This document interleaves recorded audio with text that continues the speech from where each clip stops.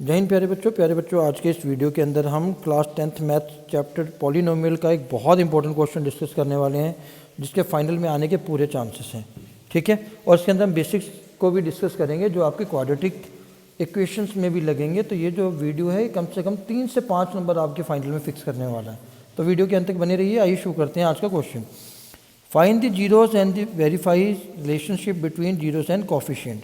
ठीक है, तो ये क्वेश्चन 2-3 मार्क्स का आ सकता है। इस क्वेश्चन के बेसिक से जुड़ा हुआ एक एमसीक्यू आपको आ सकता है।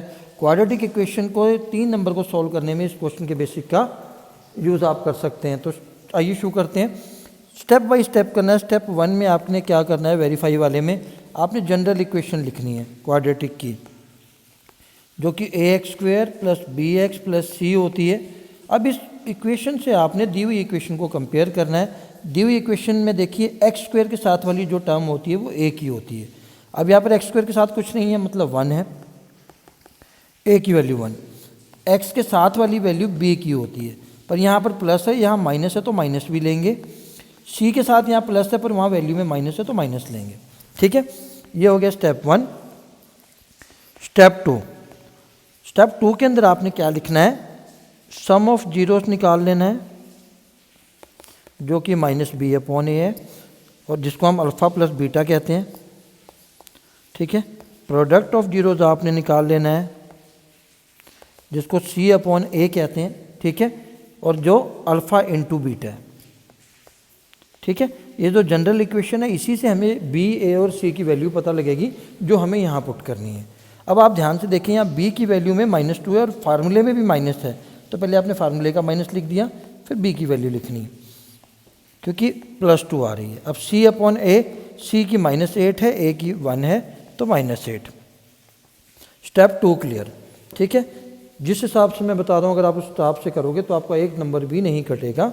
अब आप बात करेंगे, बस आपने एक लाइन ऊपर लिख देनी है, late alpha beta be the zeros. ठीक है, इससे आपने स्टार्ट करना है। ठीक, तीसरे स्टेप पर आ जाते हैं। अब आपने d निकालना है, डिस्क्रिमिनेंट निकालना है b² - 4ac, क्योंकि इस क्वेश्चन को मैं क्वाड्रेटिक फार्मूला की हेल्प से करूँगा। करने को मैं इसको स्प्लिटिंग द मिडल टर्म से भी कर सकता था, पर स्प्लिटिंग द मिडल टर्म बहुत से बच्चों से गलत हो जाता है। ठीक है, तो पूरा क्वेश्चन गलत होने के चांसेस हो जाते हैं। b की वैल्यू -2 का स्क्वायर, a की वैल्यू 1, c की वैल्यू -8। ठीक है, माइनस का स्क्वायर होने से हमेशा आंसर प्लस में आएगा। एक माइनस यहाँ है मल्टीप्लाई में, एक यहाँ, तो ये भी प्लस में हो गया 32। तो d की वैल्यू आ गई 36। ठीक है, अब मैं अगर क्वाड्रेटिक फार्मूला लिखूं जो कि होता है x माइनस, ठीक है, -b ± √d/2a, तो यहाँ से मुझे पता लग गया कि मुझे √d की वैल्यू चाहिए। तो d 36 है तो √d मतलब √36 का वैल्यू आ गई 6। अगर आपसे नहीं निकलता है, मान लीजिए आपका रूट वाला कोई बड़ा नंबर आता है, then go for prime factorisation method. ठीक है, प्राइम फैक्टराइजेशन मेथड से जाइए और 2-2 के पेयर में से एक एक नंबर आपने ले लेना है। यहाँ से 2 हो गया, यहाँ से 3, मल्टीप्लाई करके 6 आ गया। ठीक है, तो प्राइम फैक्टराइजेशन मेथड से आपने जाना है। अब यहाँ पर आपने वैल्यू पुट करनी है। ठीक है, -b की वैल्यू माइनस थी, एक फार्मूले में माइनस है, √d आया हमारा 6, a की वैल्यू आई हमारी 1। ठीक है, माइनस माइनस प्लस हो जाएगा, +2 - 6 2। अब इसको सॉल्व कैसे करना है, एक बार 2 के साथ प्लस लेना है क्योंकि ऊपर वाला प्लस है, और एक बार 2 के साथ -6 लेना है। ये प्लस माइनस का मतलब क्या है, एक बार प्लस वाला लेना है, एक बार माइनस वाला। ठीक है, चलते हैं आगे। 2 + 6 होता है 8/2 और 2 - 6 होता है -4/2। जब कटिंग कर दी, ये आ गया 4, ये आ गया -2। तो ये जो 2 वैल्यू आई हैं आपने ध्यान रखना है, एक अल्फ़ा की वैल्यू है, एक बीटा की। ठीक है, इसको एक बार प्लस कर लेना है आपने, 4 + -2, ये आ गया 2, और एक बार इन दोनों को मल्टीप्लाई कर लेना है। ठीक है, -8। अब आप ध्यान से देख सकते हैं, मेरा पहले भी प्लस सम ऑफ जीरोस 2 आया था, मल्टीप्लाई -8 आया था यहाँ पर, फिर तो ये क्या हो गए, वेरीफाइड हो गए। आपने इनको इक्वेशन का नाम दे देना है, इन दोनों को इक्वेशन 1 ले लेना है, इन दोनों को इक्वेशन 2 ले लेना है और लिख देना है from equation 1 and 2 it is verified. Clear. इसी क्वेश्चन की एक और टाइप आती है जिसमें जब हम जनरल इक्वेशन से कंपेयर करते हैं तो आप ध्यान से देखेंगे x वाली टर्म नहीं है, यानी कि b क्या है 0। तो उसको भी दो मेथड से आप कर सकते हैं। एक तो जो हमने पिछले किया पहले उससे कर लेते हैं। a की वैल्यू 1 क्योंकि x स्क्वायर के साथ 1 है, x वाली टर्म नहीं है तो b 0, c क्या है -1।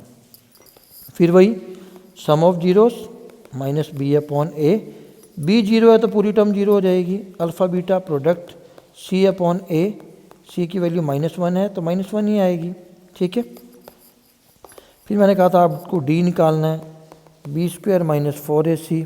ठीक है। b की वैल्यू 0 है, a की वैल्यू 1 है, c की वैल्यू -1 है तो +4 आ गया।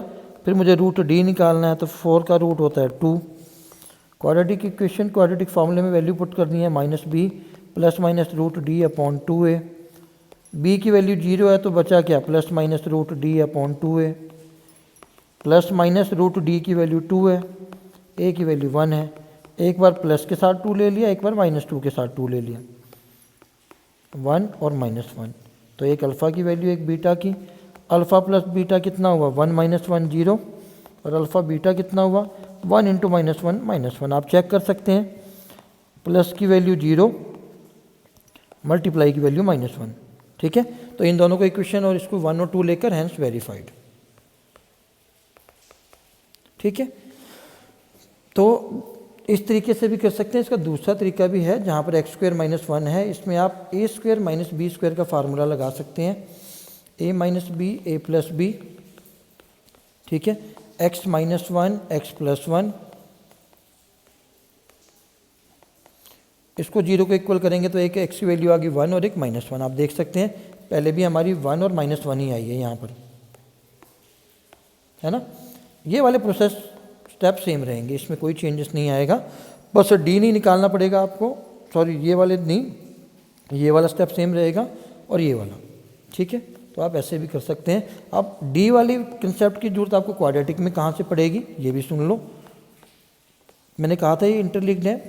डी मतलब डिस्क्रीमेंट होता है। ठीक है। क्वाड्रेटिक में क्वेश्चन आता है नेचर ऑफ रूट का, कि नेचर ऑफ रूट बताओ या फाइंड द वैल्यू ऑफ के या पी, जो भी हो सकता है। वहाँ पर आपको डी ही निकालना है।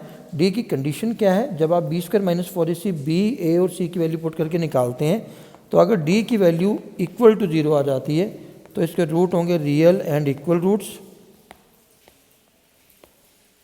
अगर के पूछा हुआ है और दिया हुआ है कि रियल एंड इक्वल रूट्स हैं तो आपने डी को इक्वल टू 0 करके बी स्क्वायर माइनस 4ac को 0 के इक्वल रखकर ए बी सी की वैल्यू पुट कर लेनी, के की वैल्यू आ जाएगी। सेकंड आएगी D greater than 0, real and distinct root. Equal root का मतलब है जो दोनों वैल्यू आएंगी वो दोनों सेम आएंगी। डिस्टिंक्ट का मतलब है एक 1 आई तो दूसरी 4 आएगी। और अगर डी की वैल्यू लेस देन 0 यानी कि नेगेटिव में आता है आंसर, जैसे -4, तो इससे आगे आपको सॉल्व नहीं करना है, आपने लिख देना है नो रियल रूट्स एग्जिस्ट। तो अगर इस वाले क्वेश्चन को भी आप इंक्लूड कर लो और जो हमने डिस्कस किया है तो ये अप्रोक्सीमेटली आपके 6 to 8 मार्क कैरी करते हैं फाइनल एग्जामिनेशन के। तो मिनिमम 5 या 6 मार्क्स तो इससे आना ही आना है। तो ये वीडियो आपके लिए बहुत इंपॉर्टेंट होने वाली है। इस वीडियो के कंसेप्ट को ध्यान से सीखिए। ठीक है। अब एक चीज़ और बता देता हूँ, आपने देखा होगा अल्फ़ा बीटा वाले क्वेश्चन भी आ जाते हैं कई बार ऐसे। एक इक्वेशन दी है आपको, मैं पिछली वाली ही ले लेता हूँ, इसकी वैल्यू निकालिए, है ना। तो आपने सिंपल सा कंसेप्ट क्या करना है, फिर वही जनरल इक्वेशन लिखनी है। ठीक है। ए की वैल्यू 1, बी की वैल्यू -2, सी की वैल्यू -8। सम ऑफ जीरोस निकाल लेना है alpha beta minus B upon A, जो कि आया था 2, अल्फ़ा बीटा आया था हमारा सी अपॉन ए यानी कि -8। इन दोनों की ही हमें ज़रूरत है ऐसे क्वेश्चन सॉल्व करने में। या तो आप क्वाड्रेटिक इक्वेशन से एक्स की 2 वैल्यू निकाल लीजिए, वो अल्फ़ा बीटा होती है जो हम ले रहे थे, सीधा पुट कर सकते हैं अल्फ़ा बीटा की जगह, नहीं तो बेटर है आप इसको कर लीजिए। इसके बाद आपने इसको डिनोमिनेटर एलसीएम ले लिया, एलसीएम लेने के बाद ये आया, अल्फ़ा बीटा की वैल्यू आपके पास यहाँ से आ जाएगी, और ये जो ऊपर बना अल्फ़ा स्क्वायर बीटा स्क्वायर, इसका फार्मूला हमारे पास होता है। अब देखिए यहाँ पर अल्फ़ा प्लस बीटा मांग रहा है, अल्फ़ा बीटा मांग रहा है, जो आपके पास अवेलेबल है। वैल्यू पुट करिए, आपका आंसर आ जाएगा। तो प्यारे दोस्तों, ये था एक छोटा सा इन्फॉर्मेटिव वीडियो आशा करता हूँ आपको समझ में आया होगा। अगर पसंद आया तो प्लीज़ कमेंट और लाइक शेयर करना ना भूलें।